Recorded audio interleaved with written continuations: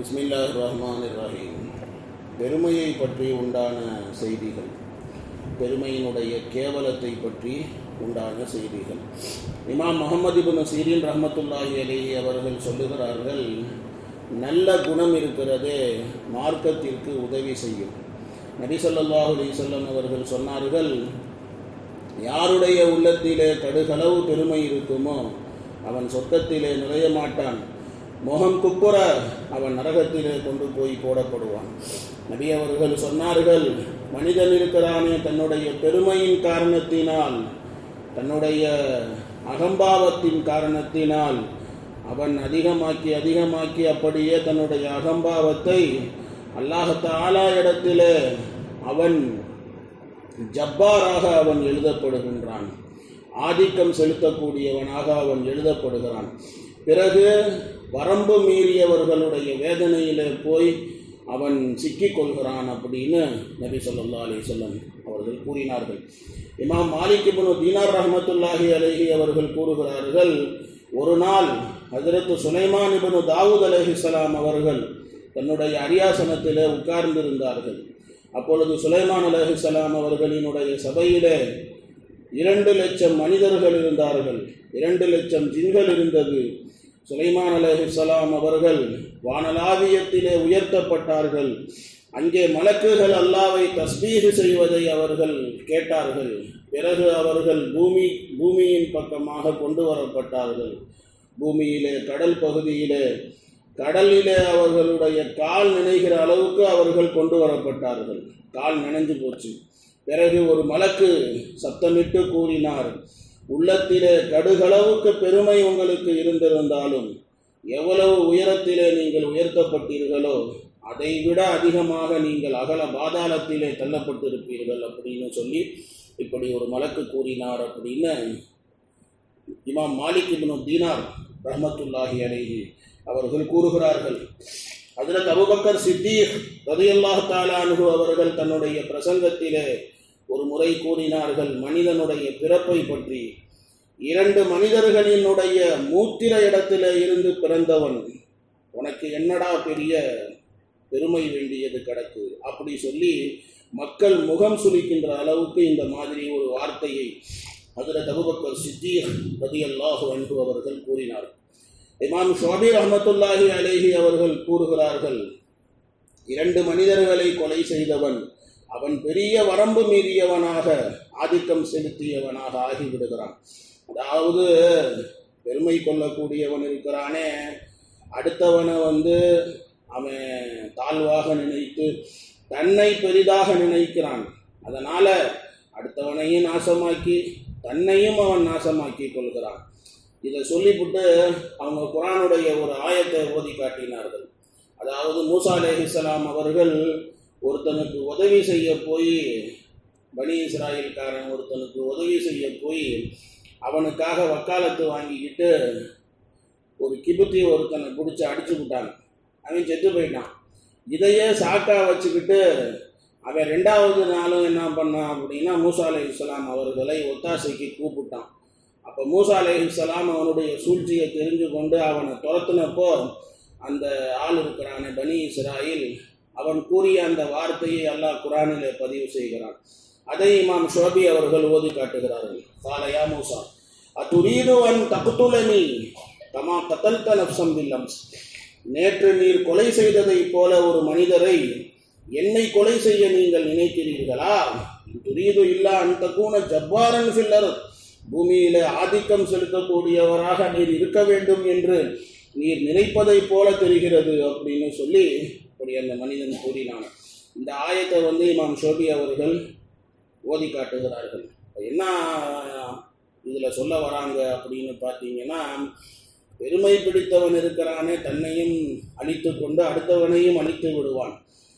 அவன் பூமியில் தன்னைத்தானே பெருசாக நினச்சிக்கிற மாதிரி. அதனால் இந்த ஆயத்தை ஓதி இமாம் ஷுஅபி ரஹ்மத்துல்லாஹி அலைஹி அவர்கள் இப்படி சொன்னான். ஹஜ்ரத் ஹசன் ரஹ்மத்துல்லாஹி அலைஹி அவர்கள் கூறுவார்கள், மனிதன் இருக்கிறானே ஒவ்வொரு நாளும் 2 முறை தன்னுடைய மலத்தை தானே கையால் சுத்தம் செய்யக்கூடியவன். எந்த அடிப்படையிலே அவன் பெருமை கொள்கிறான்? வானத்தை படைத்து பூமியை படைத்து வானம் பூமியை தன்னுடைய கட்டுப்பாட்டிலே வைத்திருக்கக்கூடிய அல்லாஹ்வுக்கு நிகராக இவன் ஆகிவிடுவானா? இவன் மலத்தை இவனே தன்னுடைய கையால சுத்தம் பண்றான். அப்படிப்பட்ட இந்த மனிதன் எப்படி அல்லாஹ்வுடைய சிஃபத்துக்கு வர முடியும்? அப்படி சொல்லி இப்படி ஹசன் ரஹ்மத்துல்லாஹி அலைஹி சொல்லுவார்கள். ஹஜ்ரத் லஹாக் ரஹ்மத்துல்லாஹி அலைஹி அவர்கள் உலகத்திற்கு மனிதனுடைய கழிவுக்கு உதாரணம் சொல்லுவார்கள். உலகத்துக்கு உதாரணம் மனிதனுடைய கழிவு அப்படி சொல்லி சொல்லுவாங்க. முஹம்மது இப்னு ஹுசைன் இப்னு அலி ரஹ்மத்துல்லாஹி அலைஹி அவர்கள் சொல்லுவார்கள், யாருடைய உள்ளத்திலே பெருமை இருக்குமோ, எவ்வளவுக்கு எவ்வளோ அதிகமாக பெருமை இருக்குமோ அந்த அளவுக்கு அவனுக்கு புத்தி மந்தமாக போய்விடும். அவனுக்கு புத்தி இருக்காது. பெருமை அதிகமாக கொள்ளக்கூடியவனுக்கு புத்தி மந்தமாகிவிடும் அப்படின்னு இமாம் முஹம்மது இப்னு ஹுசைன் இப்னு அலி அவர்கள் கூறுகிறார்கள். யூனுஸ் இப்னு உபைத் ரஹ்மத்துல்லாஹி அலைஹி அவர்கள் சொல்லுகிறார்கள், சஜிதா செய்வதோடு பெருமையும் ஏகத்துவத்தை ஏற்றுக்கொண்டதோடு நயவஞ்சகத்தனமும் ஒருபோதும் ஒன்று சேராது. சஜிதா செய்கிறான் மனிதன் அப்படின்னு சொன்னால் தன்னைத்தானே பணிந்து போகிறான் அல்லாஹ்வுக்கு முன்னால். அப்புறம் எங்கிருந்து பெருமை வருது? ஏகத்துவத்தை ஏற்றுக்கொண்டவன் அவனிடத்தில் நயவஞ்சகம் எப்படி வரும்? அப்படி சொல்லி யூனுஸ் இப்னு உபைத் ரஹ்மத்துல்லாஹி அலைஹி அவர்கள் சொல்லுவார். பனி உமையா அவர்கள் தன்னுடைய பிள்ளைகள் வெறப்பா நடந்தாங்கன்னா அவங்கள அடித்து அடித்து எப்படி நடக்கணும்னு கற்றுக் கொடுப்பாங்களாம். பெருமையான நடை நடக்காத அப்படி சொல்லுவாங்க. அதில் உமர் இப்னு அப்துல் அசீஸ் ரஹ்மத்துல்லாஹி அலைஹி அவர்கள் அவங்க ஹிலாஃபத்துக்கு வருவதற்கு முன்னால் ஒரு வாட்டி ஏதோ ஒரு தந்திரம் பண்ணாங்க. அப்போ தாவூஸ் ரஹ்மத்துல்லாஹி அலைஹி அவர்கள் உமர் இப்னு அப்துல் அசீஸ் ரஹ்மத்துல்லாஹி அலைஹி அவர்களுடைய கன்னத்தில் விட்டாங்க ஒரு அறையை விட்டு அவங்கள்ட்ட சொன்னாங்க, இந்த தந்திரம் இருக்கிறதே மலத்தை சுமந்து கொண்டு இருக்கக்கூடியவனுடைய தந்திரம் இது அப்படின்னு சொன்னாங்க. உமர் இப்னு அப்துல் அசீஸ் ரஹ்மத்துல்லாஹி அலைஹி வெக்கித்து போனார்கள். அவங்க சொன்னாங்களாம், இதில் மாஃப் செய்யுங்க, என்னை மன்னிச்சுக்கோங்க, நான் இந்த மாதிரி எப்போ தப்பு பண்ணாலும் என்னை கன்னத்திலே அறைந்து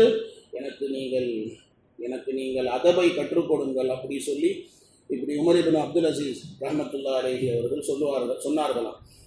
அதே மாதிரி ஹதீஸ் ஷரீஃபில் இருக்கிறது பெருமையினுடைய கேவலத்தை பற்றி.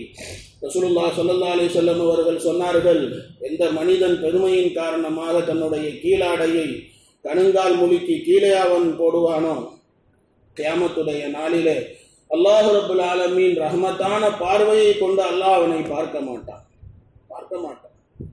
அதே போல நபி அவர்கள் சொன்னார்கள் ஒரு ஹதீஸில், அல்லாஹ் தஆலா கியாமத்துடைய நாளில் அவனை பார்க்கவே மாட்டான் யார் பெருமை பிடித்தவனோ. ஏனென்றால் பெருமை என்பது அல்லாஹ்வுடைய ஆடை. பெருமைக்கு சொந்தக்காரன் அல்லாஹ். வலஹுல் கிப்ரியாவு ஃபிஸ் ஸமாவாதி வல் அர்த், வானம் பூமியின் பெருமைகள் அவனுக்கு உரியது. வஹுவல் அஸீஸுல் ஹக்கீம், அவன் மிகைத்தவன், ஞானம் மிக்கவன். அவன்தான் பெருமைக்கு தகுதியானவன். மனுஷனுக்கு என்ன பெருமை வேண்டியது கிடக்குது? நபி அவர்கள் சொன்னார்களாம், ஒரு மனிதன் உலகத்திலே 2 போர்வைகளை போர்த்தி கொண்டு ரொம்ப வெறப்பாக பெருமையோடு நடந்தான். அல்லாஹ் அவனை பூமியிலே புதைத்து விட்டான். கியாமத் வரையிலும் அவன் புதைந்து கொண்டே போகின்றான். காரூனை பற்றி சொல்றாங்க நபி அவர்கள். புதைந்து கொண்டே போகிறான். பெருமையினுடைய விளைவுதான். அதனால பெருமை கொள்ளக்கூடாது. பெருமை என்பது ரொம்ப மோசமான ஒரு செயல் அப்படின்னு சொல்லி இப்படி பலவிதமான விஷயங்கள் சொல்லப்பட்டு இருக்கிறது. ஹஜ்ரத் லுக்மானுல் ஹக்கீம் அவர்களினுடைய உபதேசத்தோடு சேர்த்து சில உபதேசங்களும் இந்த இதில் சொல்லப்பட்டு விட்டது. இன்ஷா அல்லாஹ் பிறகு அல்லாஹ் ரப்புல் ஆலமீன் தன்னுடைய நிஅமத்துகளை பற்றி அல்லாஹ் அடுத்த வசனத்திலே அல்லாஹ் பேசுவான். அலம் தரவ் அன்னல்லாஹ சக்கர லக்கும் மா ஃபிஸ் ஸமாவாதி வ மா ஃபில் அர்த் வ அஸ்பக அலைக்கும் நிஅமஹு ஸாஹிரத்தன் வ பாத்தினா. இன்ஷா அல்லாஹ் நாளைக்கு பார்க்கலாம். சுப்ஹானல்லாஹி வ பிஹம்திஹி சுப்ஹானக்கல்லாஹும்ம வ பிஹம்திக நஷ்ஹது அன் லா இலாஹா இல்லா அன்த நஸ்தக்ஃபிருக வ நதூபு இலைக்.